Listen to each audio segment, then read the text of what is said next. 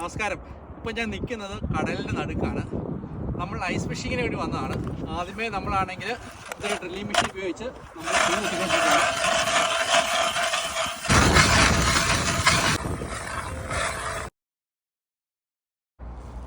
അങ്ങനെ നമ്മൾ കുഴിച്ചിട്ടുണ്ട്. ഇനി നമ്മൾ ചൂണ്ടിടാൻ പോവാണ്. അങ്ങനെ നമ്മൾ ചൂണ്ടിട്ടുകൊണ്ടിരിക്കുകയാണ്. വിൻ്റർ ആയി കഴിഞ്ഞാൽ ഫിൻലൻഡിലെ മെയിൻ ആയിട്ടുള്ള ആക്ടിവിറ്റീസാണ് ഐസ് ഫിഷിങ്. അത്യാവശ്യം മീനൊക്കെ നമുക്ക് കിട്ടിയിട്ടുണ്ട് കേട്ടോ. നമ്മൾ ഐസിന് മുകളിലൂടെ നടക്കുമ്പോൾ ഫിഷിൻ്റെ സാധനങ്ങളെല്ലാം കയറ്റിക്കൊണ്ട് നമ്മളിങ്ങനെ വലിച്ചുകൊണ്ട് പോകണ എളുപ്പമുണ്ട്. ഇങ്ങനെയാണ് നമ്മുടെ ഫിഷിംഗ് കലാപരിപാടികൾ.